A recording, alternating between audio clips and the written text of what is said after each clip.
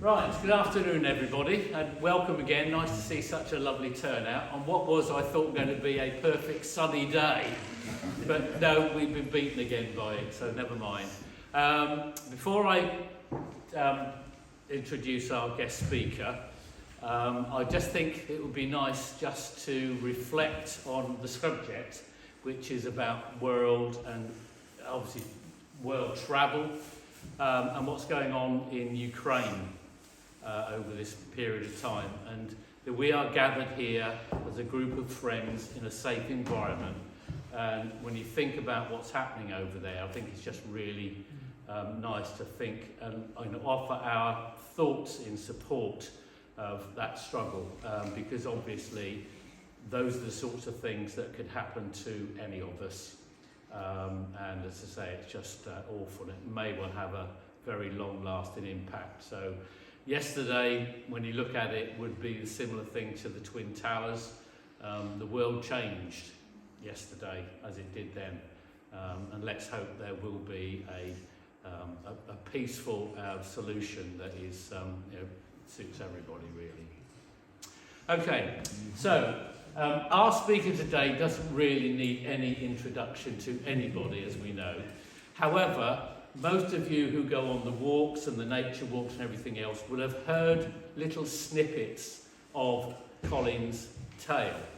Now, this is why I think it's quite interesting, because we've all got little bits and we're all very intrigued.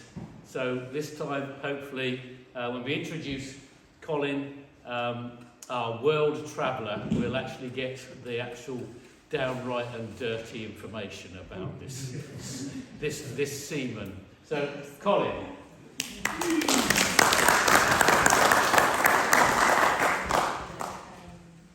Afternoon, everybody. I hope you can all hear me. Good. This talk first came about pre-COVID when we were having a meeting. I can't remember if it was AGM or what. I happened to mention that I had a video from building a ship in South Korea. And this was instantly jumped on and went, oh, that'll make a good talk. So anyway, because of COVID, 2 to 3 years later, here we are.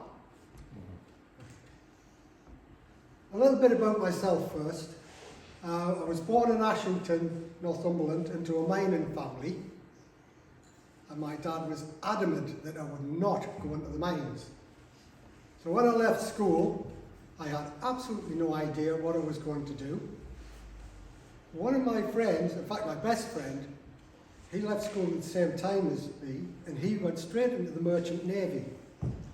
He came back a few months later and said, this is fabulous, great job, you should do it. So why not? So on the 6th of September 1971, I signed my articles as a deck cadet with Common Brothers Management Limited in Newcastle. I was then sent to college for 2 weeks to learn the basics. That was how not to die in the first few days on board. And then after that, never having been anywhere further than Blackpool, I was flown out to Kuwait and I joined this mighty vessel. This is the Border Minstrel. The basic design is from the Second World War T2 tankers. And she was built in 1954 in Glasgow. She's 16,000 tonnes deadweight, carried petroleum products. She was 547 feet long and had a draft of 30 feet. She had a crew of almost 60. That was a captain, 3 deck officers, 3 cadets, radio officer, chief engineer and 5 or 6 more other engineers, an electrician, 6 warrant officers, 15 deck crew, 10 engine crew, and 10 catering crew, including the chief steward. The officers were all British, and the crew were all Indian. The catering crew all came from Goa.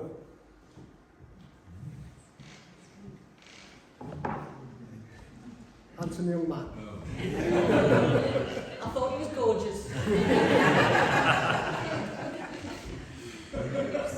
I spent 9 months on this ship, and we went from Kuwait to Rio de Janeiro, back round the Cape to Durban, up to Aden, and then back round the Cape again to the UK.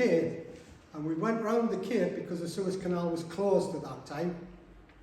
And we traded around the UK, Europe, and the Mediterranean. And I left the ship, I had a couple of months at home on leave, and then did another short trip for a couple of months on another ship. And then I went back to college in South Shields. And it was while I was there at that time that I met Lorraine at a college dance. I then went back to sea and did 2 or 3 more trips at sea before I returned to college again, and that was to take my second mate's certificate. And it was while I was there that time that we got married. Once I got my second mate's certificate, I went as third mate on the ship, and Lorraine came with me. Now, as you can see, the ship had a bar. And at that time, in those days, there was a lot of social life on board ships, because we had the bars, we had wives on board, and we used any excuse for a party. But after a couple of years as third mate, I was promoted to second mate. And then a couple of years later, I went back to college again, and this time to get my chief mate certificate. In 1982, the British Merchant Navy collapsed, and I was made redundant. We just had our second child, and I had to get another job because I had 2 young children. So I ended up going foreign flag with a Saudi company. I worked for them for a couple of years, and then my previous company, who made me redundant, called me up and asked if I would come back as chief mate on a cattle boat, which I did. Unfortunately, that only lasted a few months, then the ship was laid up. So then I did several jobs, different companies, and I'm mostly working on the coast, on coastal tankers. Then the dream job appeared. Now, some of you know that I like fishing. This dream job was as fisheries protection, fisheries research in the Falkland Islands. So I jumped at it. And during the main squid season down in the Falkland Islands, we were on fisheries protection duties, so we went around looking for boats that were fishing illegally and chased them away. We never caught them because we weren't fast enough. But as long as we got them out of the area, that was fine. Outside of the main squid season, we used to get a couple of marine biologists on board, and we used to go around various spots around the islands and do research fishing with our own little trawl net. This was mainly just to see what stocks were there, what types of fish were there, and it was good fun. And we always had fresh fish, lots of it. Anyway. I got to see various places on the Falkland Islands. We were based in Port Stanley, but we visited Goose Green. We also got to visit the Mount Pleasant Air Base on a couple of occasions. And then we ferried a couple of scientists round to one of the Jason Islands, where they were going to be researching the birds there during the breeding season. And as part of that, we got to visit penguin rookery. These are all rockhopper penguins. There were thousands of them. This was a great job. but the wages weren't great. So after a while, reality kicked in. I had 2 grown kids, and I needed to go back deep sea with a proper job. So I joined Denham's Ship Management Limited in Glasgow. I worked as chief mate with them on various of their tankers, which were gradually getting bigger in size. And while I was with them, I also went back to college and got my master's certificate. After I got my master's certificate, they sent me to a ULCC owned by Vela International. ULCC stands for Ultra Large Crude Carrier.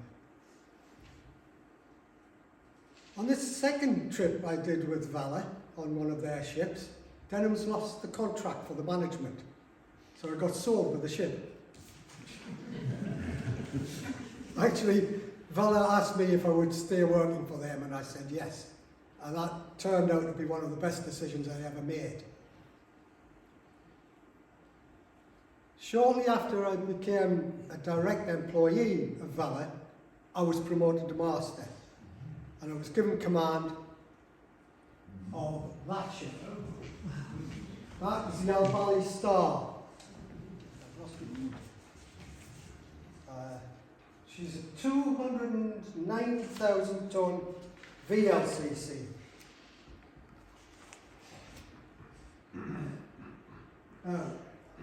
People have a bad opinion of foreign flag, but that is not down to the flag, that is down to the owners. And Vela were very, very good.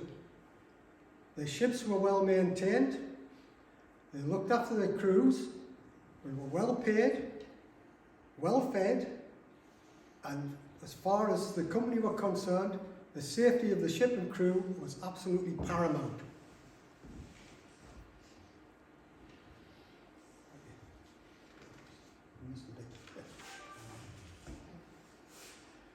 Anyway, certainly. All of the Vela ships were registered in Monrovia, Liberia.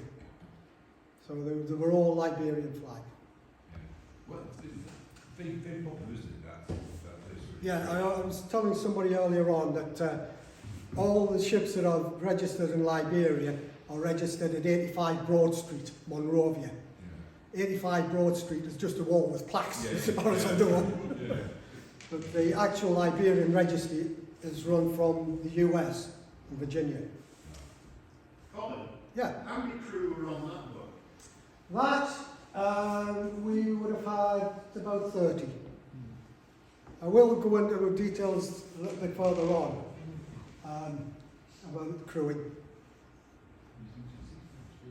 Anyway,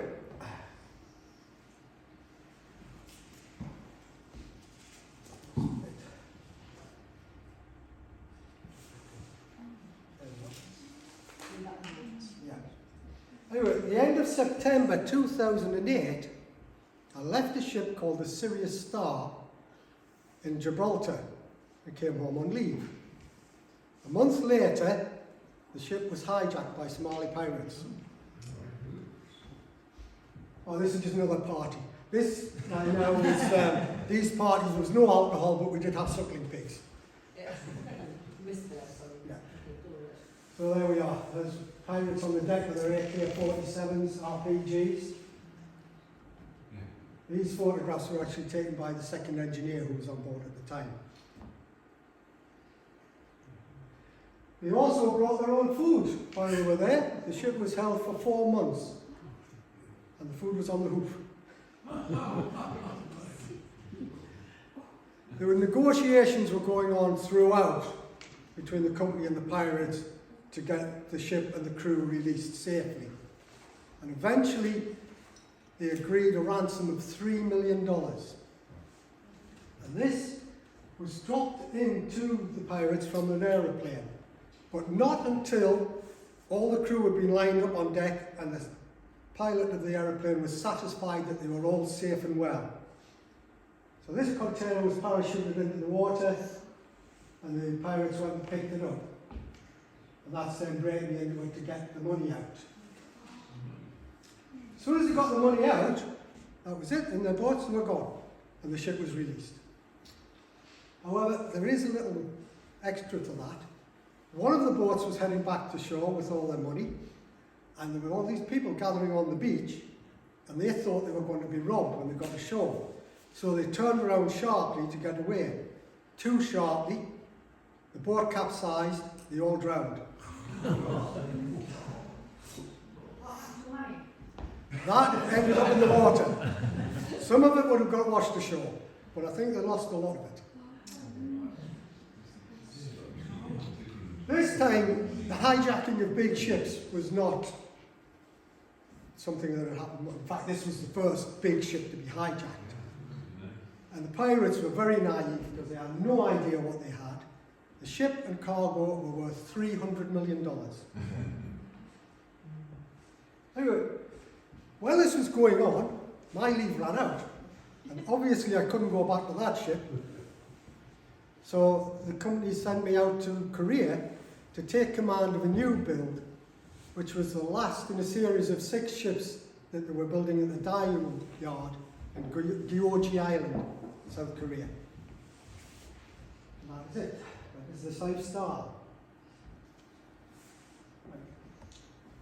This is a monthly update on video. I will be talking over it because otherwise it's mostly hammering and welding.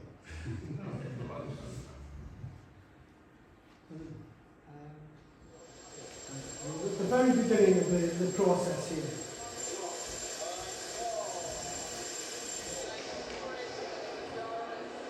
We will now commence the string cutting ceremony for Hall number 5306 together with the flying ceremony for industrial safety. All of these ceremonies involve cake. And the sword cut it.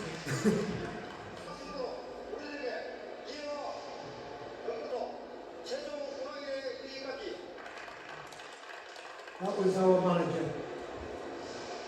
The gentleman in the white shirt.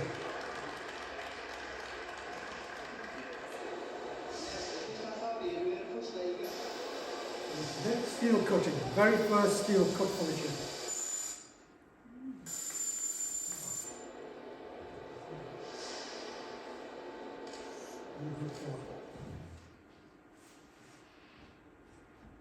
We obviously weren't out there at this time because there wasn't anything for us to do.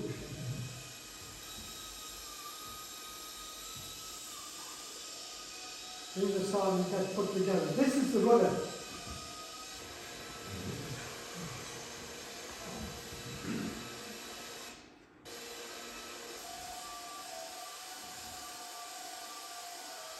As I said, a lot of welding and hammering. See all the numbers on these bits, and the tags? It's like a jigsaw puzzle. You get all these pieces and just put them all together and build them into modules. And that's one of the modules there. This looks like a double bottom tank, which is on the bottom of the ship.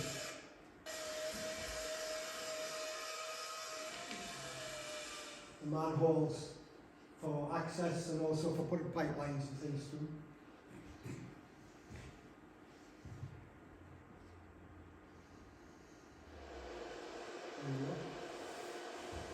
It's a double bottom tank. These are the web frames inside the tanks. And inside the cargo tanks, they are huge.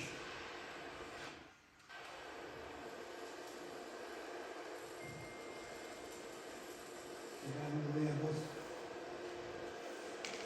That's the steel bulkhead that's gone in. Oh, is this in South Korea? Yes, yes. And the section of double bottom tank. What is the stern? Sometimes hard to identify what the things are. It's a web frame. Oh, there's one thing I'm noticing is compared with the cars on cars, multiple robots. Yeah. No, these don't. This is all. Yeah. Well, they do use robots for welding, but a lot of the fiddly stuff is still all done by hand. It's a double bottom tank almost complete.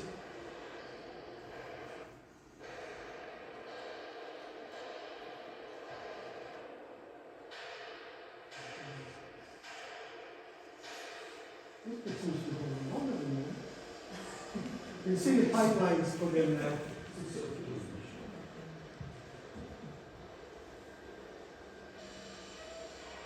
And that's the module now finished, being moved out of the shed.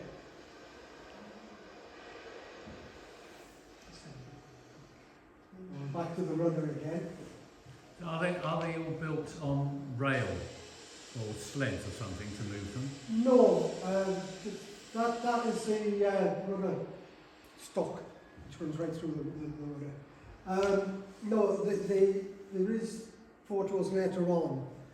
The sections are put on the low loaders and moved around the yard like that, or they're lifted by very big floating cranes and moved around.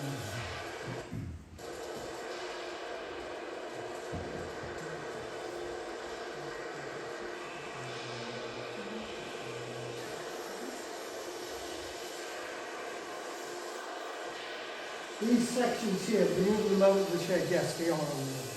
But once they're out of the shed, they are.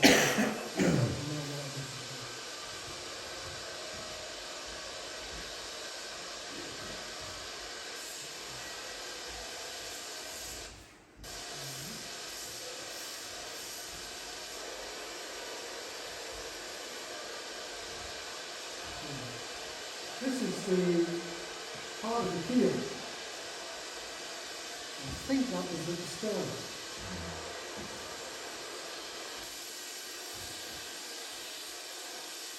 What sort of thickness of steel do they use for the shell?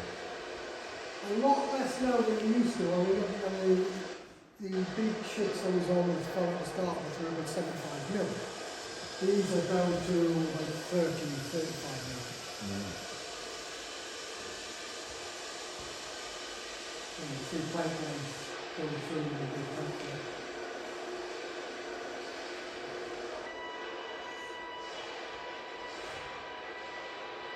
And they overhead cranes for moving stuff around as well.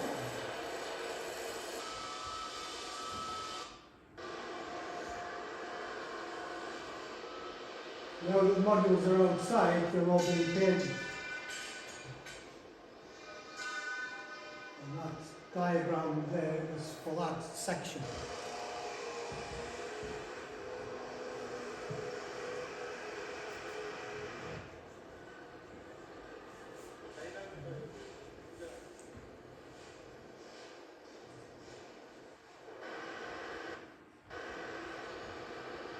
These coatings on the tanks are obviously oil resistant, water resistant coatings. Colin, in the absence of robots, I'd expect to see 10,000 people pouring out. There's not anybody doing anything. Yeah, I know. They're all hiding inside. Yeah. So this is the whole working difference towards the old afternoon. Well, there were thousands of workers in the yard. And it was a very big yard. I mean, there must have been about 20 ships being built all at the same time. And this was just one yard. Further along the coast was the Samsung yard doing exactly the same.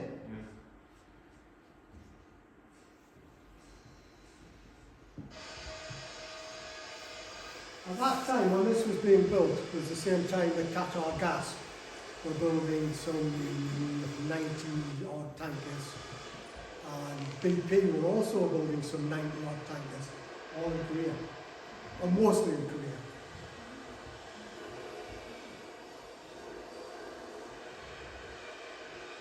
This gentleman is checking the wells.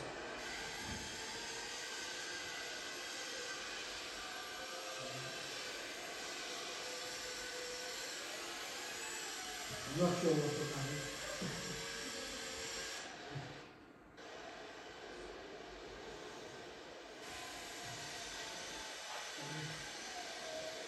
Maybe the tank lying on its side. That's the bow.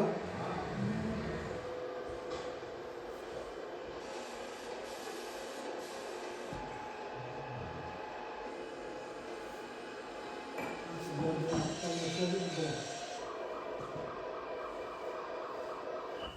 This is the tank, which is two sections of it back to back.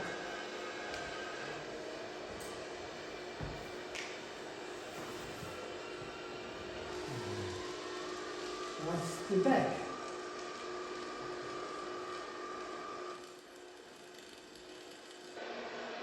And the pipelines, the vents and everything in. That's the company in the middle.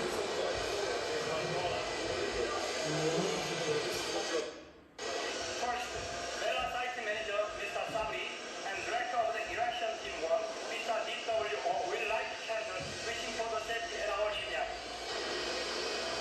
Another cave.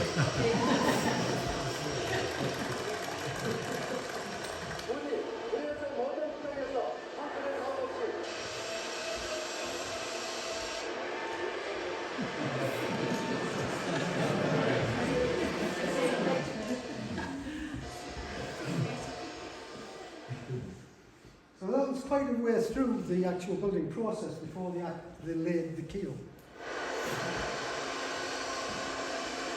That's a complete modular cargo tank.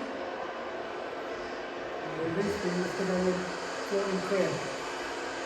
What they're doing here is lifting the modules up, moving along, dropping in, and you see in a moment, put the two together, and we're there. That's the barrel building.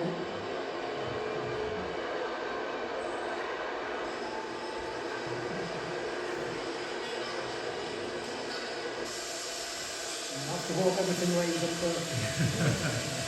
This is the cargo, no, this is the engine, right? The engine, that's the engine over all the cover.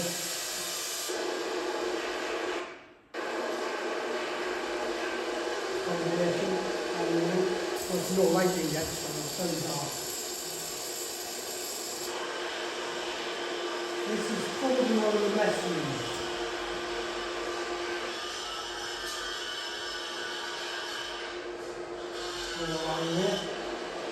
That's the galley.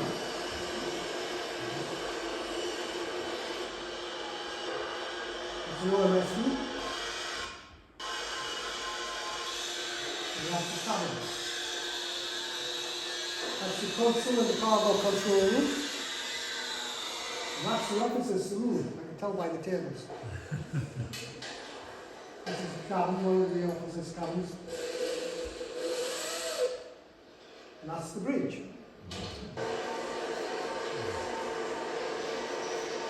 There's the deck.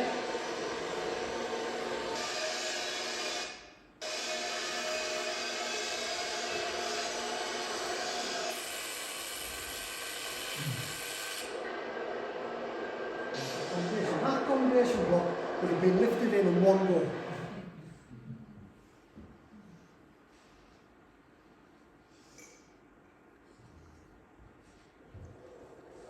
This is the ship now. It's ready to leave the dry dock and go to the wet dock. Obviously, there's no power of its own, so it's all done by tubs. So this is less than a year so far. Oh, yes. That's amazing. So why didn't CalMac give these two photos? We would have got half a dozen in half the time for the same moment. It's 4 months. And then she comes out of the dry dock into the wet dock. Yeah, see, man, that's the equivalent movie from the third submarine. Be a very long trip. We're not much. And less cake.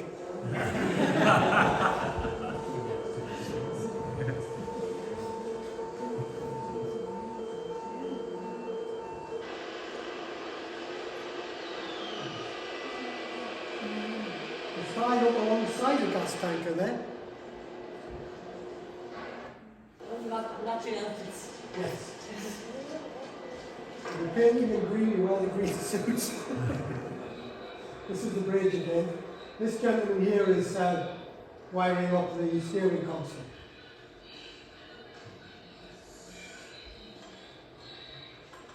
And I'm not sure what he's doing, he just seems to be throwing things away. This is inside one of the cabins. It's a junior officer's cabin. Yeah. All the cabins, officers or crew, all had their own ensuite bathroom.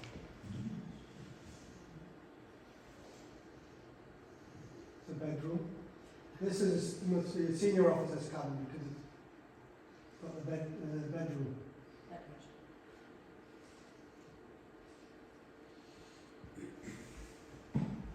And that's crew cabin, I think.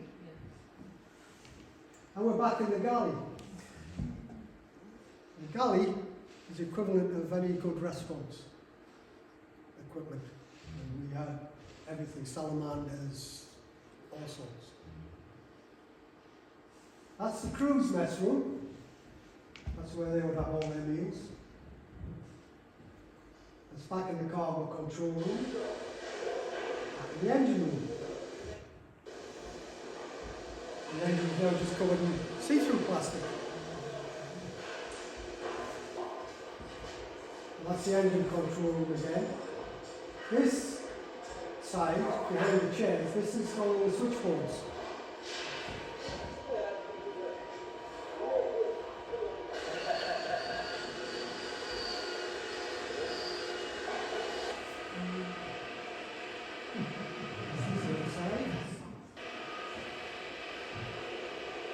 That's Colin's cabin, the bridge Colin's cabin, left hand side. There's 3 windows.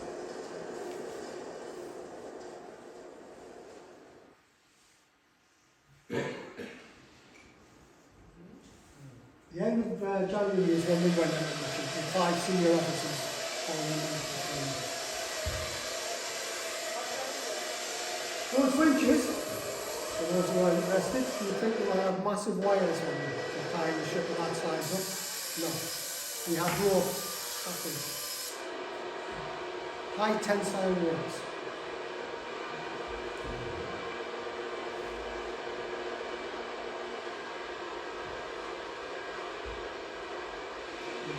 Back in the engine control room again. And back in the engine room. Now things are getting wired in, all the equipment so being tested, all the cabling going in. And we're back in the galley. It's always food everywhere.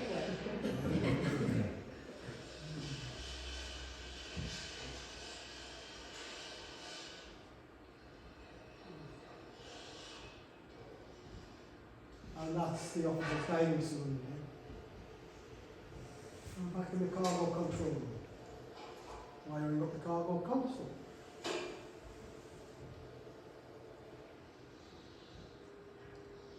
Accommodation alleyway.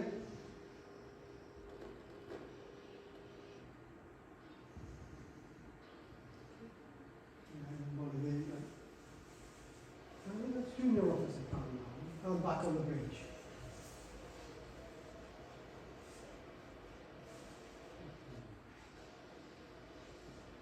There's the steering console. We only ever use that in port.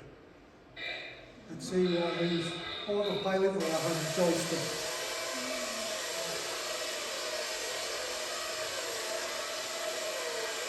That's the deck.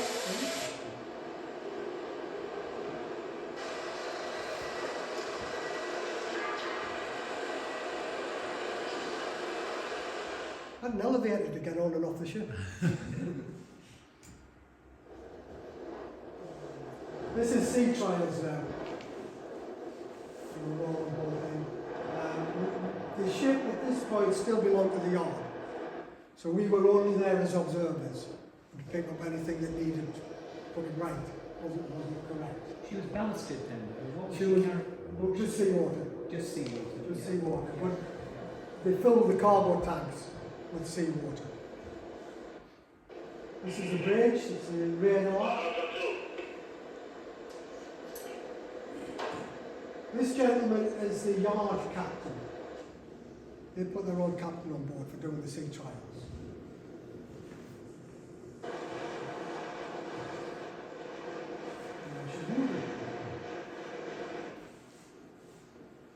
That's the finished deck. This is testing the cargo pumps.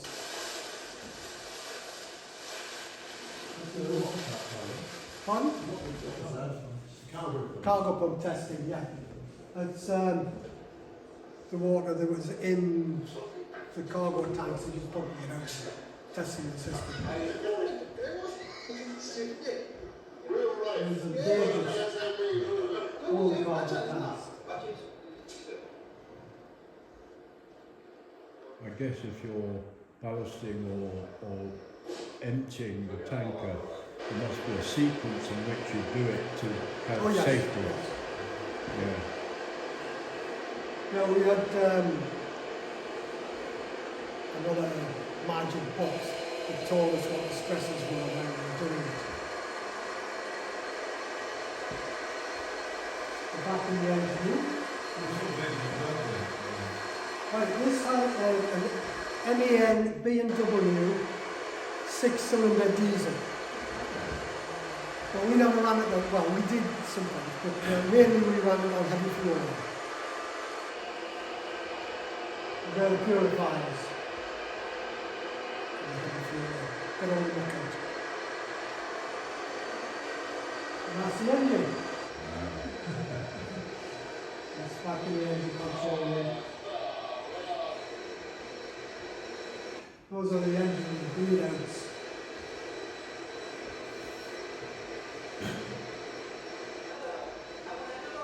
Two boilers, because the cargo pumps were run with steam.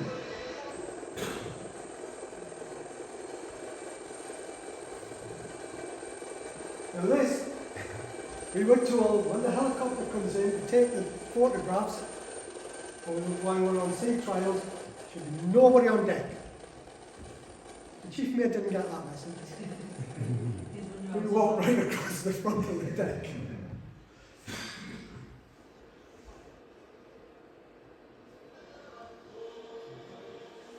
This is where the ship goes from being hull number 5306 to actually having a name.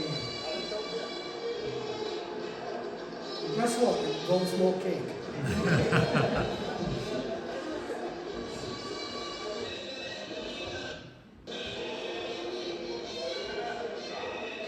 Look carefully, you see me on this somewhere.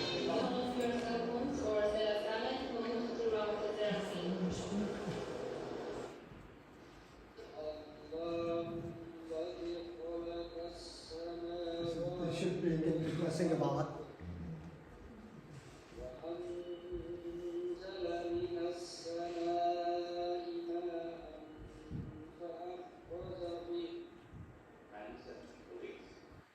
This gentleman is the boss of that yard. Manager. Today is my regard and pleasure on behalf of ESN. Welcome. It's a pleasure for me to That was the Saudi Transport Minister at the time, Mr. Mughal. country that I have always admired and respected, and which command such an important position in the global economy and world affairs. There I am.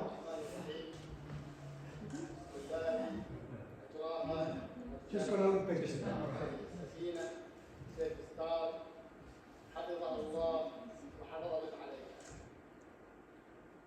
I named this ship Safe Star. May Allah bless her and all who sail on her. Gentleman with the camera there is the electrician. Joke with the back. Yes.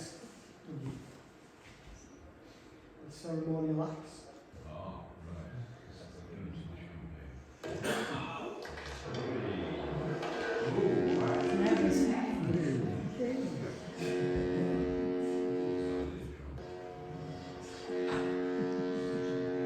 It's all a bit of a con actually.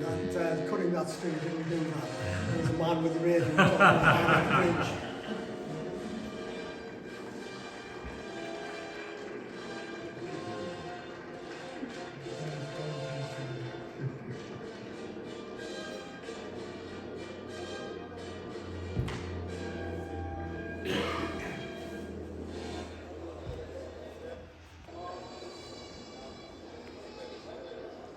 Official name and ceremony photograph. There we are.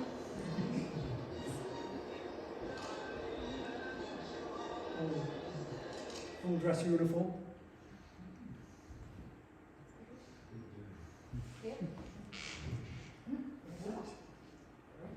So how long was it from cutting the first plates to actually the handing over ceremony? That was in March, yeah. 1 year. So, yeah, That is unbelievable. less It's than, phenomenal. How many meals can be so big and complex? these are just some other photographs from the yard. That's the low loader with a piece of ship module on top of it. These things used to scuttle around the yard, and we had hire cars, and at times you would drive under the bottom Yeah. on an edge of a big ship module just to get past it. Yeah, indeed, it's a good sport. And again, that's the floating cranes with a whole section of ship on.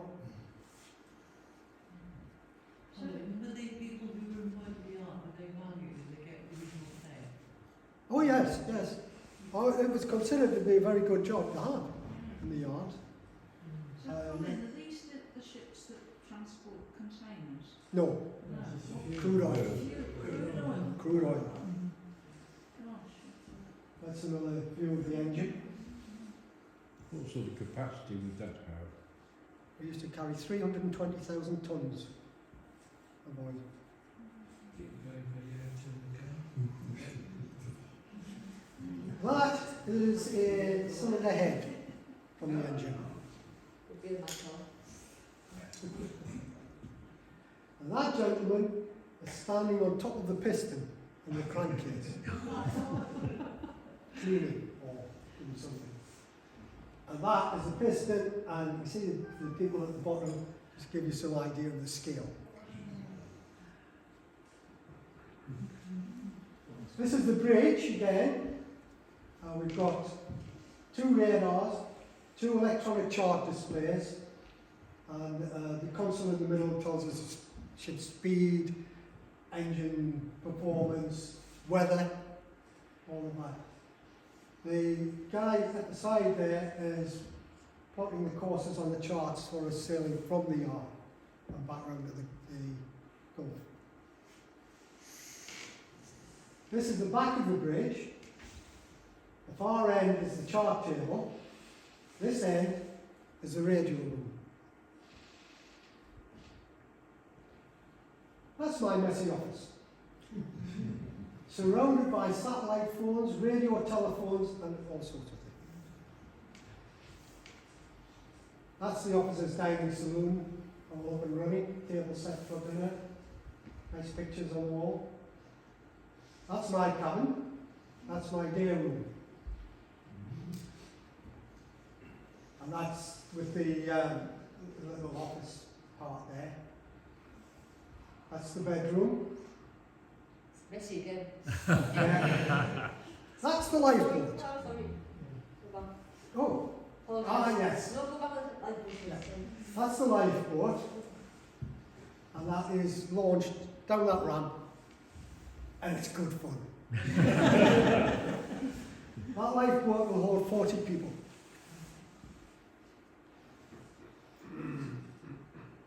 This is what the Koreans used to do with their workers at night. They just hung them up to dry.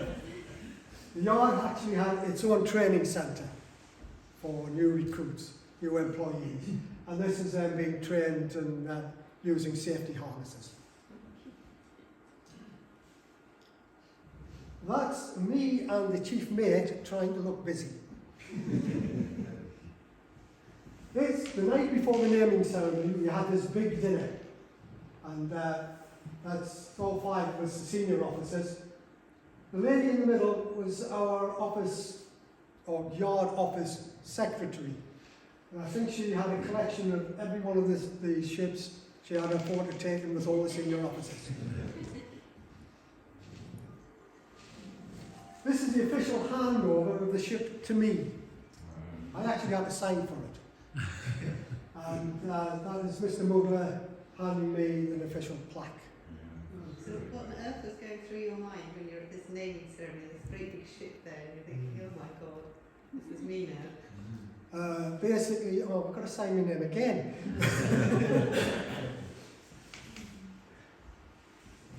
Actually, at that ceremony, we were all pretty hungover. This one, especially for Joy. We had time off in the yard to enjoy ourselves because the yard basically didn't work at weekends. So we had various events and things we went to. We had a Burns night in the Foreigners Club where the UK ambassador came down from Seoul for the night. This one is the Hash House Harriers, South Korea. We did some walks with them through the countryside around the yard and usually ended up like this, beer and barbecue. No cake? Oh, there would have been cake as well. There was always cake.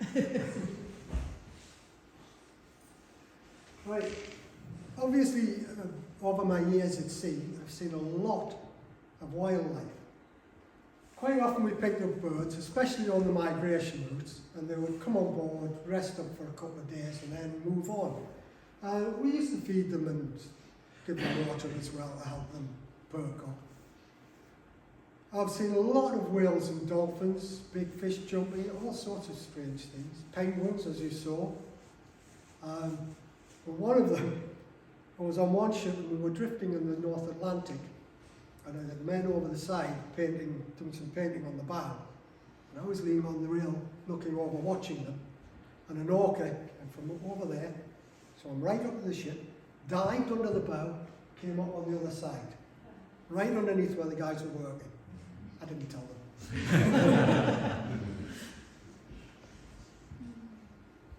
I know, the safe start again. Right, just to give you some comparison,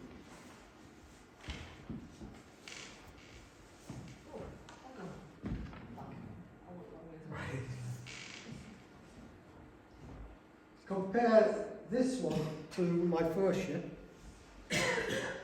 Length, 333 metres. Breadth, 60 metres. Depth, 30.5 metres.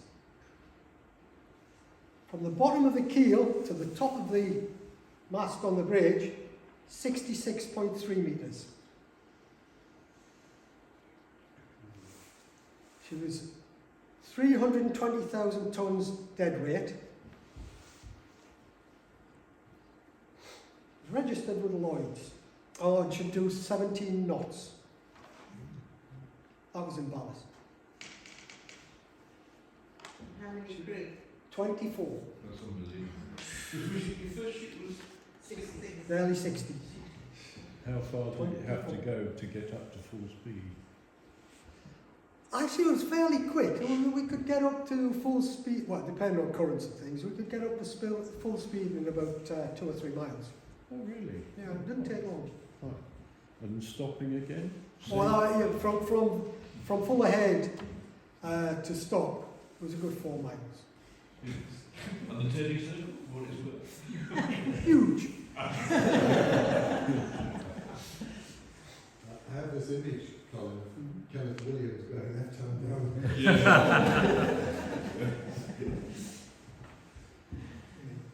down. Yeah, 24 crew. That was myself, 4 deck officers, chief engineer and 4 engineers. 4 engineers. We had we had an electrician, Orson, and 6 deck crew, 5 engine crew, 3 catering crew. That was it. No radio officer, that was me. No chief steward, that was me. That was me. That was one of my other hats, doctor. And amongst other things. I mean, the pile more and more onto the senior officers. Was it always a male crew? Yes. Well, with this company, yes, because of the sound. So So where did you got the oil from Qatar? No, from Saudi Arabia. So the run was pick it up in Saudi, and where did you go with it? The Gulf of Mexico. How long did that take? It's just over a month and a bit. And then you went back to Saudi. And then, well, latterly we started picking up cargoes around the Caribbean Yeah, to come and back. then take them back. And generally they went to China or Singapore. But that happened after the Syria Star, because the company did not want to send the ships through the Suez Canal anymore. The Suez Canal was very badly hit by that.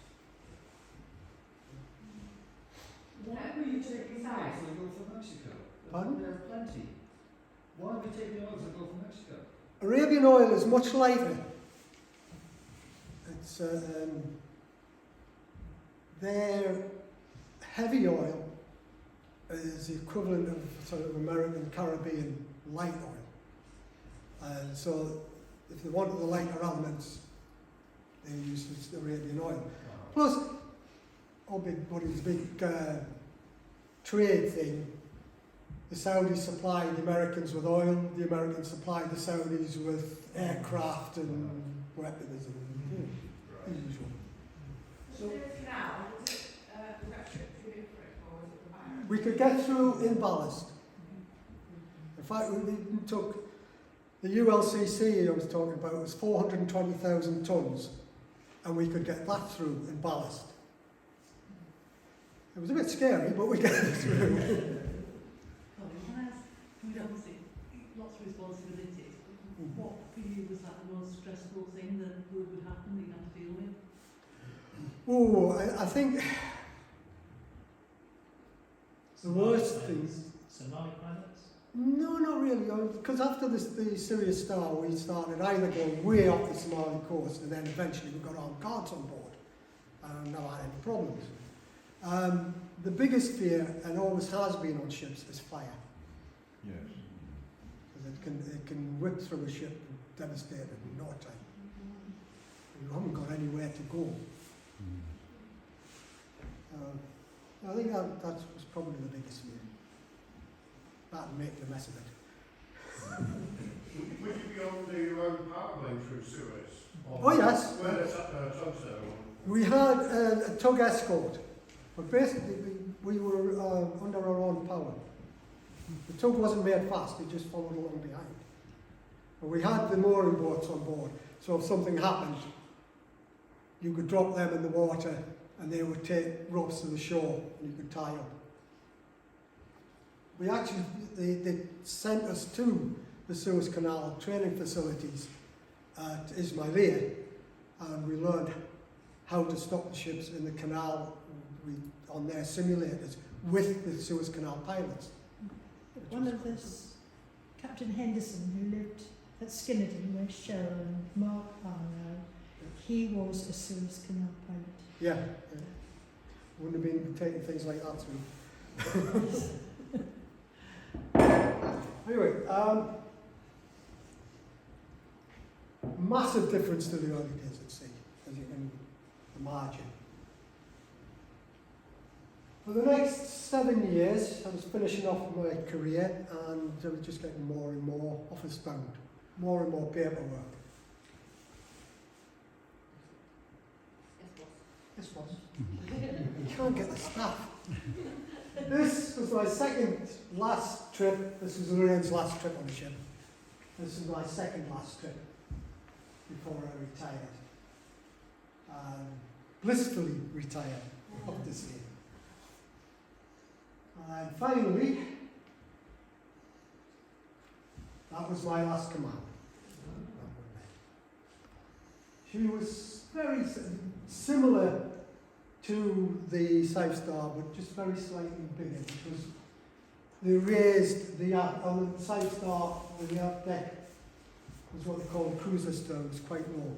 And after the pirates took the Syrians, they decided to raise the aft deck so it was all level, just to make it harder for them to get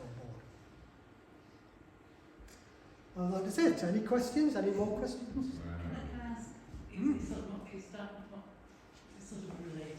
You know the tankers that we see going through the Minch? Yes. How do they sort of compare? What kind of things are they? Right. Well, you see that small tank alongside there? Yeah. That was giving us lube oil. The ones you see going through the Minch are probably a little bit bigger than that. That is about the size of the Lassie ferry. So, yeah. Let's go right back to the beginning, 1971. Mm-hmm. Life from Ashington. Yeah. Goes on his first trip around the world. Yep. How did you feel when you came back to Ashington? Did you feel the 10-foot tall and bring here? How did you feel when you got back to Ashington? A bit let down actually. I got right back to our front door and the handle came off the suitcase. But yeah, when I came back, I mean, obviously my friend who had told me I'm going to see, we could talk together and knew what each other had been through. All my other friends had absolutely no idea. They sort of looked at you blankly when you told them about seeing Christ the Redeemer in Rio de Janeiro. So what's your question? Oh, my dad's first question when I came back was, when are you going back? Colin, what was your pattern then? Were you away a couple of months and then got a month off, or how did it work? Luckily, on these ships, we used to do 4 months on, 4 months off. Oh, no. But because of the size of them, you never got into port.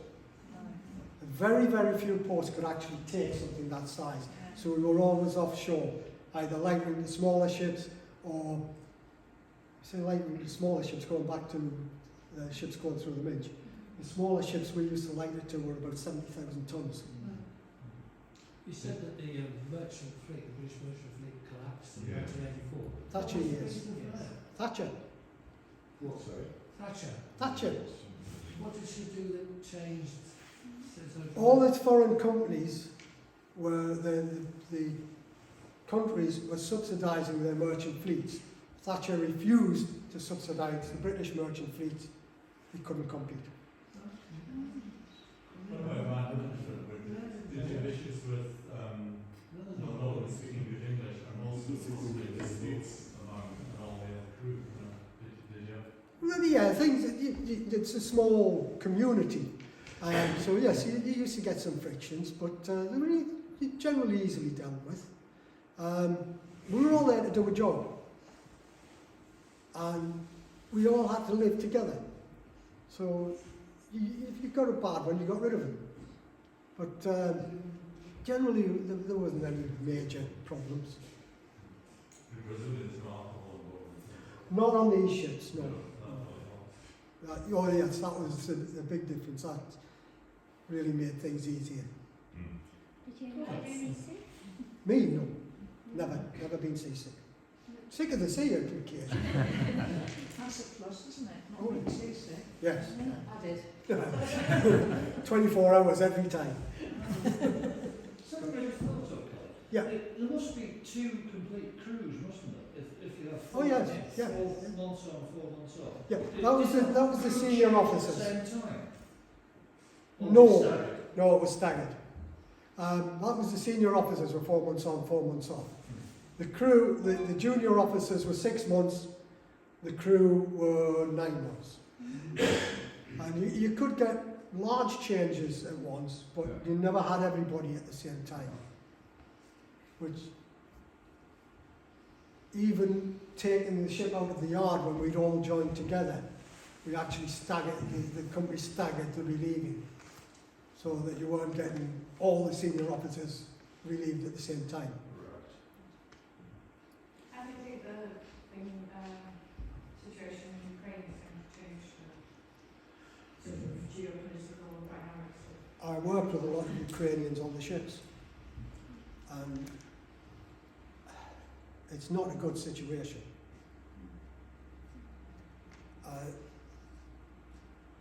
I was just saying to Lorraine that if they shut down or confined the Russian output of oil and gas. The Saudis and all their friends around the Gulf will be delighted. But I think the only way you want to stop that now is if they get rid of Putin. Colin, mine's going back to the ship.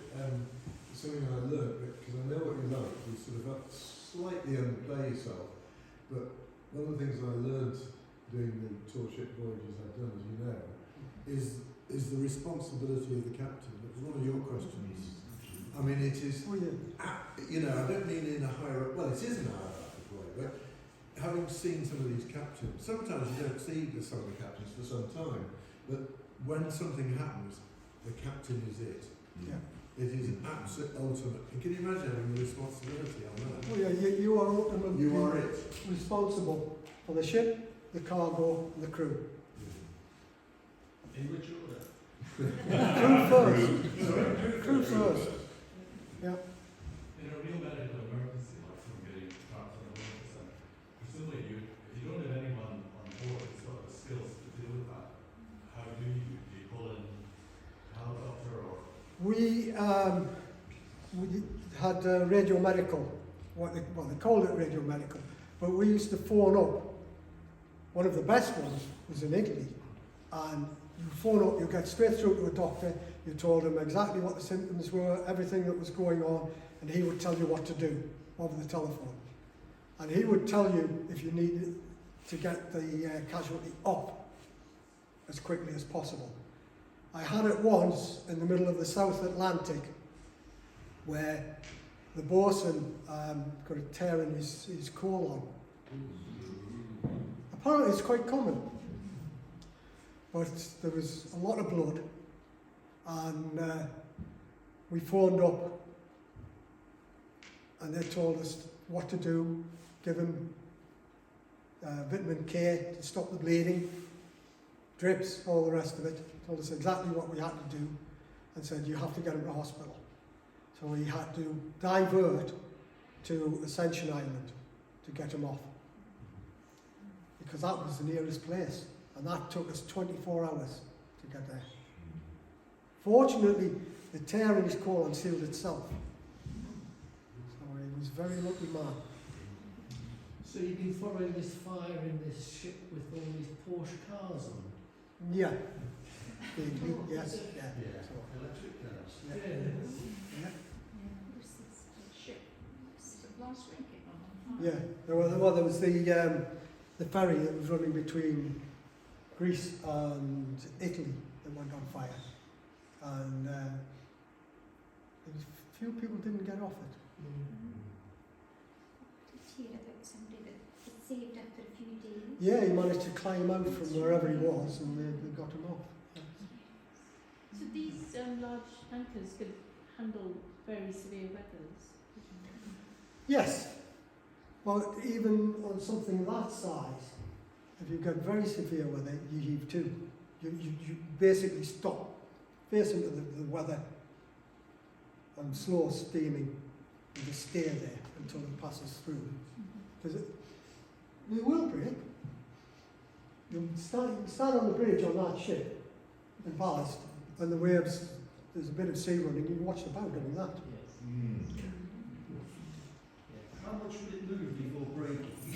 Oh, a lot. It is a lot, yes, yeah. And we had well, I said from the cargo control room, where when we were loading and discharging it, we had the magic box that told us what the stresses were. And even at sea, we could see what the stresses were. Colin, do you ever fancy going on a cruise for a holiday before you go to Yeah, doing it in September. Oh, right. Where are you going? We're going to Longyearbyen, Svalbard, and then from Svalbard coming back down to Jan Mayen Island, Iceland, Faroes, and Shetland, of all places, and back in Bergen. But then you'll enjoy it because you have I'm not responsible for anything. Can you go work for Colin? Yes. I used to tell the guys on board, when I retire, I'm going to go and be a ticket collector on the Calmac ferry. So if you go on those cruises, do you ever drop the word? Do you get any perks because you were No. No. We did the Northern Lights one, and everybody was invited onto the bridge at one point to meet the captain and have a glass of champagne. And somebody mentioned that the captain of this Hurtigruten ferry that I was a captain as well, so we just stood in the corner and chatted. Would you do it all again? No. I thoroughly enjoyed it. I had some really good times. But the way the job is now, no, I wouldn't do it again. Because it's too, Bureaucratic. Don't We were told, I think like everybody else that worked in the office, we were told about 25, 30 years ago, we're going paperless officers. No, never happened. You don't like computers, do you, Colin? I don't mind computers. But not to steer one of those, perhaps, or does it make it less enjoyable because it's all computer generated? Oh no, it makes it easy. It definitely makes life easy. You've got the displays there. You can see exactly what's going on. You still have to look out the window. Yeah. But it did make life a lot easier.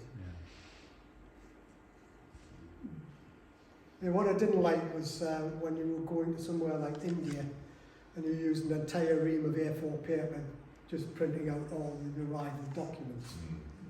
That used to take all day.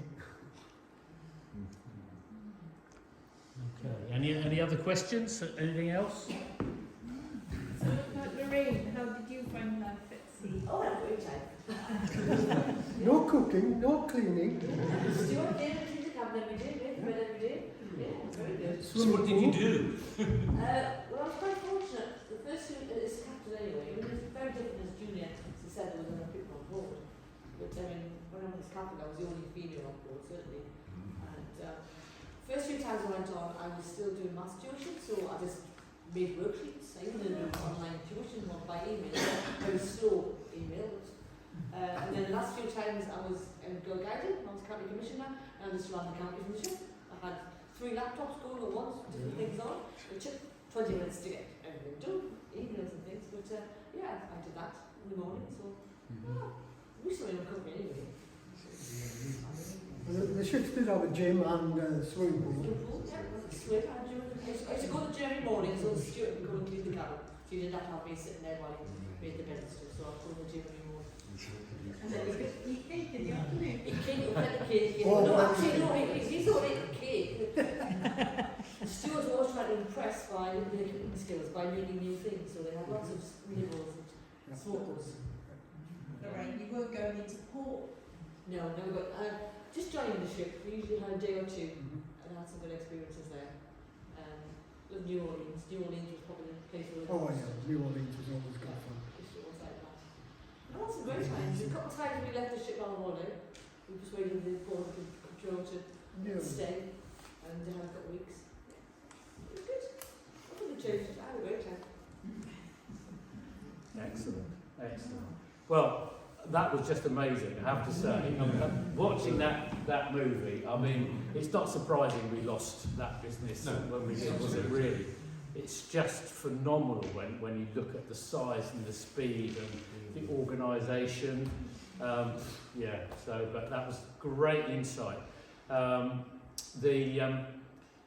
The way that career developed as well, when you saw, from that very first one all the way up, it was just fascinating.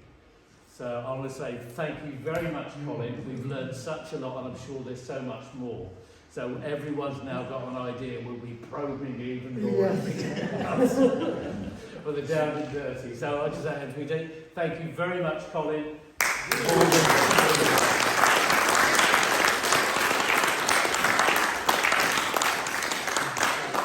Absolutely brilliant. So our next monthly meeting is our AGM. And as most people know, if you haven't been one before, the AGM is the official bit for Sky U3A. And so far, and when I took over as chairman, we've not, I think the longest we had was 27 minutes. So, and then we had some fun. So after that there will be obviously refreshments, and we'll be doing presentations by presentations by the group leaders, and sort of talking about last year, and hopefully as we sort of expand out, you know, the plans for this year as well. Charlie did ask me to do one thing. One of the things that we'll be doing at the AGM is doing a book launch. Now, for those of you that did the Zoom meetings, you may well remember Dave Coates, who was absolutely amazing, did 3 talks for us, and as following on from that, Charlie, Dave and Bill have put together a small book for Dave, so that he could get see it in writing for his family. And since then, it's actually been developed into a full-blown book. So, Bill, would you like to just pop up, Bill, and just have a very quick intro, and then we'll be talking more about this at the meeting anyway. But I thought it'd be just nice to get some sort of view along. That's the proof that's just come through from the printers. He's having 150 copies printed, of which about 30 or so are coming up as a present to Sky U3A for their support and their contribution to the production of the book. It's his memories. It's a walk across England, as from the title, with annotated maps. So if you know, this is Yorkshire, the Dales, etc., etc. Plus his memories of his growing up a childhood in the Dales. 240 pages, and as I said, he's giving or donating about 30 odd copies to Sky 3A, and we're going to try and do a launch at the AGM to try and get a bit of publicity for us, also for him. He's trying to get interested through the Dalesman, or trying to get a proper publisher to publish it as a proper book. But this is... Has it got his poems in it? Yeah, it's got the poems in there, etc., etc. The Zoom talk was about his experiences, and he's so passionate about the Dales and everything else, and his memories about the family and his poems are absolutely beautiful. It's just to be a beautiful book to have as a memory. Yeah. So the copies that are coming up here will hopefully be on sale at the AGM for Sky U3A members who are lucky enough to be here to get copies. No, it's certainly worth coming along just to grab one of those. Thanks, Bill. Okay, so our next events, we've got the walks coming up, and we are hoping that we're going to have some decent weather, because at the moment we've had about a month of no walks at all. It's been dreadful. So we've got 2 coming up this week. We've got the Trunders on the Tuesday, Trekkers on the Wednesday, and then Step It Up on the Friday with Charlie. So watch your emails. If anyone's not a member of any of those, just let me know. We can put you on the circulation list. But okay, so I think. Sorry, Charlie. The other special walk day, 2 weeks today. Right, yes. So 2 weeks today, Charlie will be doing a special event, which is in conjunction with the Step It Up group. But Charlie, would you like to just come and give a quick overview? We'll be doing publicity for this as well. Yeah, Charlie, pop up here. Okay. Stagger up there. It's a good advert for the walk, actually. So 2 weeks today in this hall, we're doing, partly being asked by Charlotte, who's the regional health walk coordinator for NHS and the Highlands and various other Pals for All. We're hosting an ordinary Step It Up afternoon, but we're focusing on arthritis and associated physical, I call them mobilities, not disabilities. And we'll be having 1 to 4 in the hall here. and basically it is not weather dependent. Even if it's pouring down outside, we'll still do it, and we'll just explore some of the issues inside. But other than that, the first hour will be sharing some of particularly arthritis materials which Charlotte's bringing along, and she and I will be doing a bit of a double act on that because I can speak from the heart about it, and I know some of the members here can. The second hour will be, hopefully, if the weather's all right, we'll be going out and doing, some of you know these walks, particularly to Step It Up, as we've done all of these, but we'll be doing 3 different walks, all with one of our leaders, I hope, David and Colin, and I think Colin's, well, I haven't asked you actually, I think. Should be okay. Hopefully. Yeah. But we'll be going out, we'll be either doing St Columba, the aisle there, or just a fully accessible walk along the road right into the estuary there opposite Skibost, or a slightly less accessible walk up to the Pictish stone and round in the circle. And what I want to explore is actually something from one of the sailing things, the idea of just buddying up somebody who has problems, like myself, and somebody that doesn't. So you can just learn a bit about, you know, what it's like to have some sort of physical thing going on with you. See what I mean? Is that right? So we'll do that hopefully for an hour, but even if it's not good weather, we'll explore those things in here, because it's quite a big hall anyway. And then the last hour, we'll be back to the cake.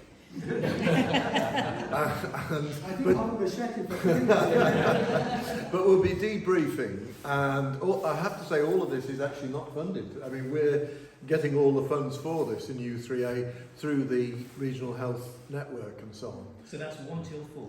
Yeah, 1 till 4. So I mean, earlier than usual? Yeah. Well, 1 o'clock is when we start Step It Up. Yeah, sorry. Yeah, early than you. And it's a bit longer than normal Step It Up, but the walk itself will be actually marginally shorter. So I hope as many, I mean, just ordinary U3A members can no, come. it's open for everyone. I mean, it's not Yes, just, it's not actually technically a walking afternoon. No. And yeah, so Yeah, is that excellent. right? That's great. And we do need some cakes, don't we? Yeah. Oh, do I need ask? Sorry? Yeah, Yes. oh God, because we've got the 2 events of the AGM and also the book launch, it's been a bit confusing, but we're having publicity for all of it. Yeah, we'll say, Bill and I will talk to you about it, and if we get some photos. Yeah, some well, details, Bill's we can already get some got the poster. I think I've sent it to you Yeah. as well. Oh, excellent. Charlotte, Yeah. Charlotte sent the poster Great. for it, Yeah. and if you can get that to as many folks Yeah, as we'll, can. we'll certainly send it out to all the members. Because I'm not technically minded, if you or Bill can send it to the free press as Yeah, well. you'll go to certainly do Yeah, that. Point and the book launch, by the way, is obviously, I mean, it's really odd, but I should add to what Bill said, because here's Sky, our name, Sky U3A, is in the book. Yes, thank you, because we've technically produced it in U3A. Actually, it's a national book, this, and goes from Arnside to Filey in the walk. But and just yesterday, we've been in touch with the Yorkshire Post, and they look like they're going to be interested in so on. Yeah, well, that's So, that's but excellent. Sky Free Press for the Arthur walk. Yeah. But it's not just for the poster will say, because that's where the funding's come from, about arthritis. But we are interested in, you know, anybody who has anything really. Yeah. Charlie, can you let me have a poster as soon as possible so we can put Yes. We'll- I can email it to you. Yeah. Oh, right, We'll get those, you'll get them out. And There's lots of groups use the whole. Yeah. Yes. Yes, oh, by the way, it's a public event, the 2 weeks today. We're hosting it. Yeah. But if you have other people you want to invite, do feel free. Invite them along. It's a you fully know, open because, event, yeah. we are, Charlotte is regional. We're going as far as Kyle and all the rest of it. We're hoping to have 1 or 2 physiotherapists here and specialists or whatever. We'll see. Yeah, that's great. Thanks, Charlie. And on that, so this is what we call a pop it up event. So it's one that we slot in because it's an interest. And we will have at least 2 more throughout the year that will be garden events. So they may well be linked to the gardening group and outwards, but they will be limited in numbers. So, but if they are popular, just like the Sky Bakery one that we had. Unfortunately, we could only do the one because obviously of what happened. There is possibilities for then going back and doing other events if people have missed them and things like that. So we are moving on, and as I say, we've also got a full programme now of speaker talks right through the year up until January next year. So everything's looking very rosy. So again, thanks very much for coming. Thanks again to Colin and Lorraine for helping out the presentation. I'll say we look forward to seeing you all, at least at the AGM, and obviously for anything else that we do as well. Okay, thanks very much. Thank you. Thanks. I was pointed out to me that I didn't mention the helicopter when it came up on the screen. Yeah, she was upset. That was Lorraine arriving on board at Cape Town. No, she was not in the net. Oh, you big bad as that.